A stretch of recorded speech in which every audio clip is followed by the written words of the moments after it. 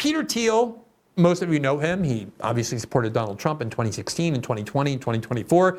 He decided he wouldn't, though he's very, very close to J.D. Vance. J.D. Vance's personal wealth is due to his work with Peter Thiel, and Thiel played a major role in financing J.D. Vance's Senate run in Ohio, and also in securing Donald Trump's endorsement for J.D. Vance in what was a very contested Republican primary. Obviously, Trump's endorsement Republican primary is essentially dispositive, so J.D. Vance owes a lot of his career. He's very close allies to Peter Thiel, one of the founders of Palantir. But at this point, Peter Thiel's involvement in Palantir is quite minimal. The person who really runs Palantir is Alex Karp. And despite the fact that he's worth many billions of dollars and runs this extremely influential and increasingly menacing deep state entity that is becoming particularly powerful within the Trump administration, very little attention has been paid to him in terms of who he is and what he thinks. But I think with the growing influence of Palantir, the kind of realization of the apex of its aspirations to become the omnipotent provider of government surveillance and the technology that runs it and the data that collects it, he's become very emboldened. He's been speaking a lot more publicly about his belief system, the agenda that he believes in, the ideology he pursues. He's far from some sort of neutral or apolitical technologist. Very much the opposite. He is a hardcore neocon, as devoted of a loyalist to Israel as it gets. He very much believes in the virtues and necessity of American war and American power, and makes very clear that the goal of Palantir is to serve that and maximize it. So I just want to show you a little bit about Alex Karp, the person who really is the sole controller and manager of Palantir, the company that, as we just showed you, is now playing such a central role, almost unprecedentedly powerful role in America's deep state and in its intelligence apparatus and security state. Here from May of 2025, so just last month, is Alex Karp. He was doing an event at the Ash Carter Exchange, and here's part of what he said. What I think is a often overlooked part of this battle is we kind of just think these things that are happening across college campuses especially are like a sideshow. No, they are the show.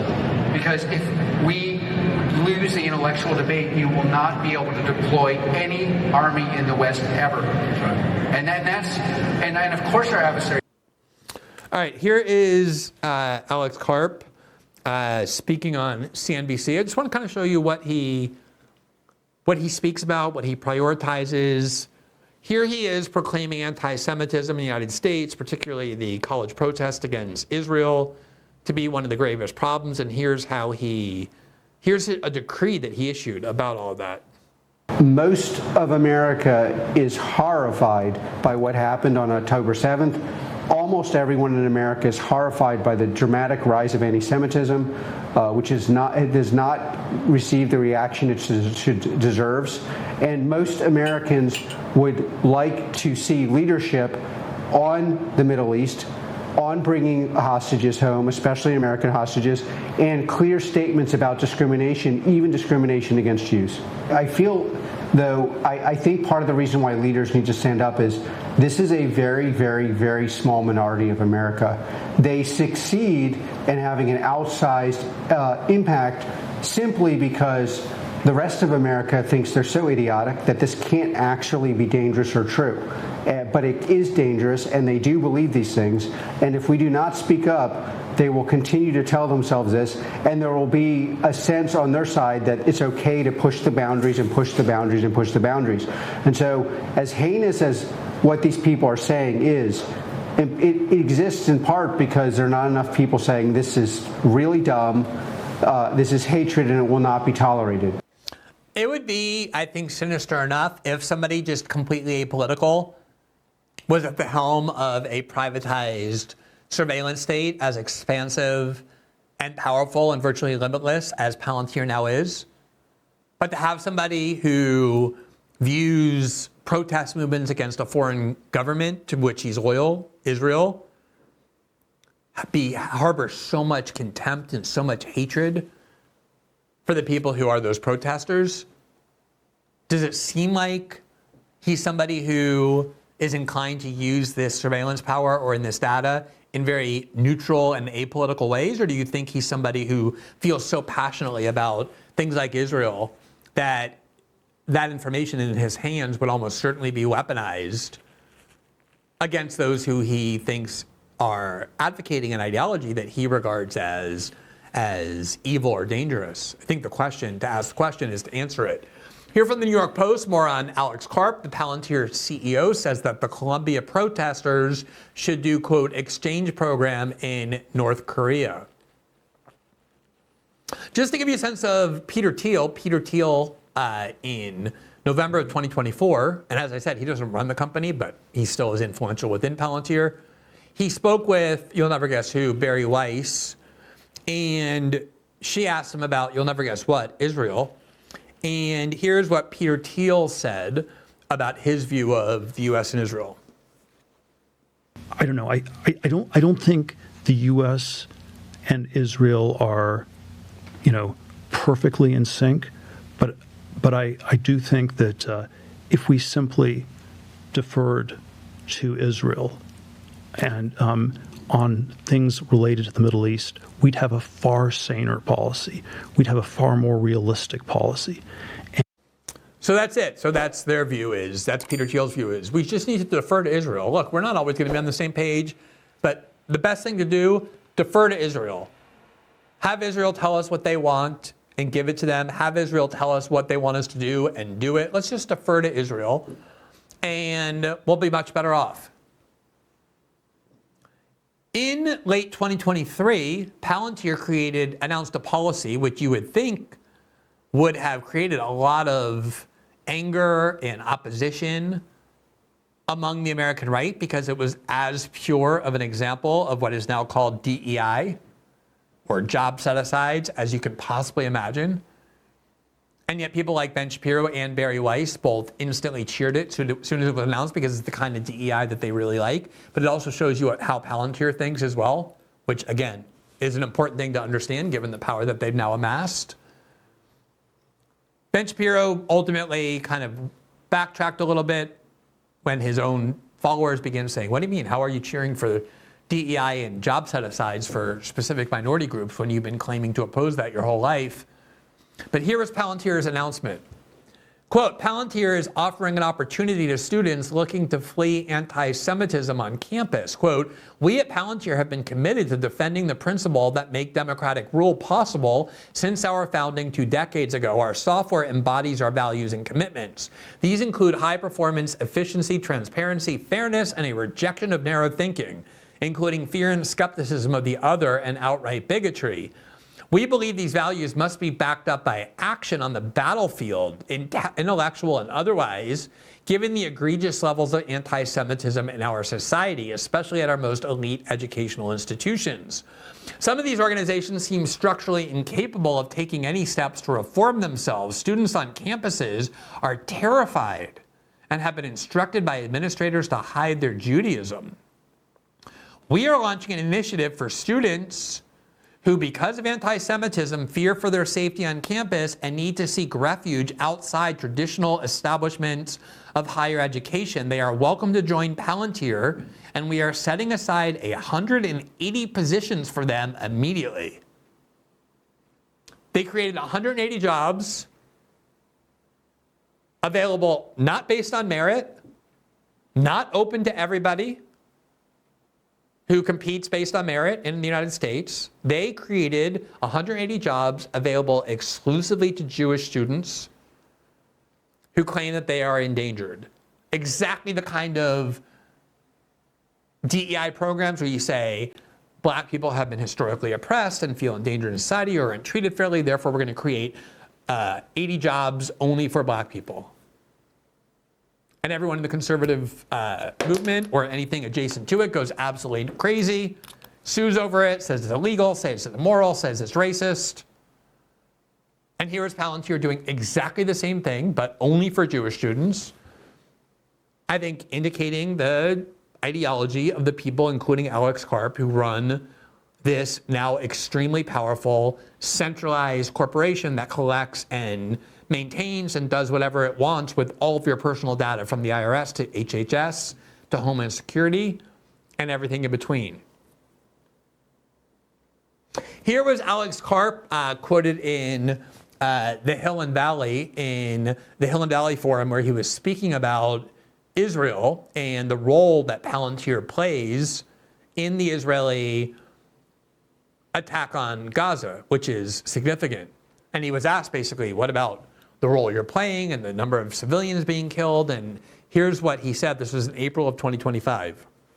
That a few people get wealthy, and if you said platitudes that were obviously stupid, you could... You're getting wealthy off of killing Palestinians. With Palantir kills Palestinians with their AI and technology. Oh. You're killing my family in Palestine.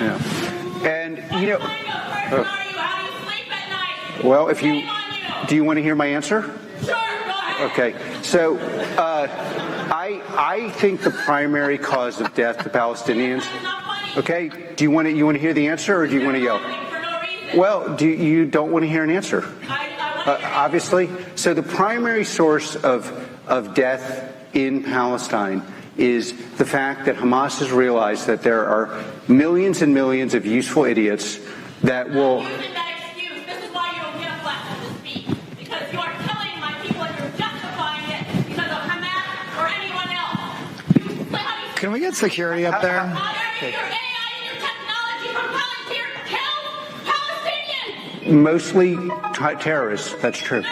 She believes I'm evil. I believe she's an unwitting product of an evil force, Hamas. That she unwittingly is part of their strategy, that she is a product. And the most important thing, arguably, in the book, or what Palantir, or what you could learn, is do not become a product of an ideology that sounds sensible. Now, I want to emphasize that although we've been focused on Palantir's intelligence collection, one of the things they do is they are developing AI products designed to be used on the battlefield. And this is actually a story we reported on previously at The Intercept as part of the Snowden documents. I worked on it with my colleague Jeremy Scahill, that artificial intelligence or algorithmic analysis was being increasingly used to decide in the Obama administration who would live and who would die with the drone program. So they would assign, this program would points to people based on who they talked to or in what proximity they were to other people considered by the program to be bad.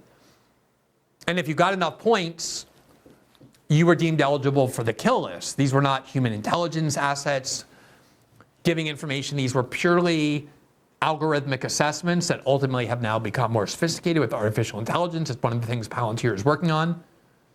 And one of the things we were able to discover was that Al Jazeera journalists who interviewed terrorists were not differentiated under this program. A lot of them had very high point totals that made them eligible to be killed, even though they weren't plotting with terrorists. They were interviewing people deemed to be adversaries by the US government. And that's why I say a lot of this technology is extremely dangerous. It doesn't mean we should ban it. Probably other people are developing it, but you need serious safeguards on it to make sure that it's not being abused or pursued for political ends. And here you see somebody who's as politicized, who's as loyal to a foreign country and therefore antagonistic to those who criticize the foreign country in the United States as you could possibly imagine. And he's the person amassing this massive power, not just of information, but also increasingly of military weaponry. Here he spoke at the Reagan Presidential Foundation in December of 2024 and shared some of his philosophy about how the West needs to maintain dominance. Americans are the most loving, God-fearing, fair, least discriminatory people on the planet. And they want to know that if you're waking up and thinking about harming American citizens, or if American citizens are taken hostage and kept in dungeons, or if you're a foreign power sending fentanyl to poison our people, something really bad is going to happen to you and your friends and your cousins and your bank account and your mistress and whoever was involved.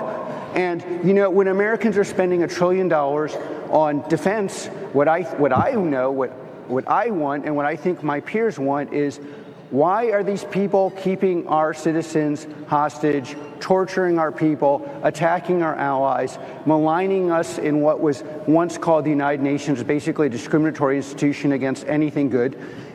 We need to stand up, and those people need to be scared. And that's why this conference is so important, because we have the best products in the world, and we cannot have parity. Our adversaries do not have our moral compunction. If it's even, they will take advantage of our niceness, kindness, our desire to be at home in Nebraska or New Hampshire or wherever we Americans are. So people like Alex Karp are very benevolent, very, very, very kind, very loving, very considerate, very fair.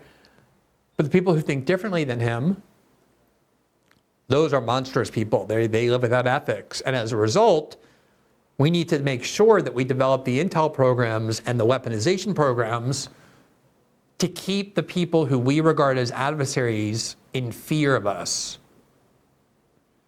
And it's pure James Bond villain talk, sociopathic talk, which you could dismiss if not for the fact that he really is in a position where he's able to oversee the programs that will actually do that. Here's a little bit more of him talking about how he thinks social change of the kind that he wants in the United States should be effectuated. He's speaking at the Economic Club on May 22nd, just a little bit ago. And as I said, he's becoming more emboldened in speaking out publicly about just how extremist his ideology is, just how politicized he is after years of kind of obscuring and hiding and remaining a mysterious figure. Here he is talking about how he wants to effectuate the social change he believes in. It's the most effective way for social change is humiliate your enemy and make them poorer. And that's how social change actually happens.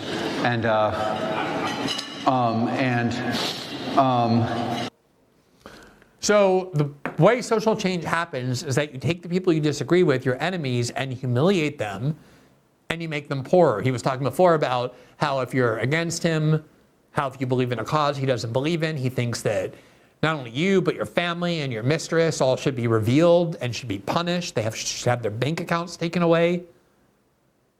I mean, isn't this the kind of authoritarianism that we have been concerned about, have been objecting to, have been denouncing for so many years? The idea that if you have beliefs that people in power dislike, that you can have private information about you disclosed to humiliate you, that you can have your bank accounts stripped from you, that basically dissent can be crushed. And that's what he's saying, is that we need to make sure that people who dissent live in fear of what we can do to them. This is who Alex Karp is. Thanks for watching this clip from System Update, our live show that airs every Monday through Friday at 7 p.m. Eastern, exclusively on Rumble. You can catch the full nightly shows live or view the backlog of episodes for free on our Rumble page. You can also find full episodes the morning after they air across all major podcasting platforms, including Spotify and Apple. All the information you need is linked below. We hope to see you there.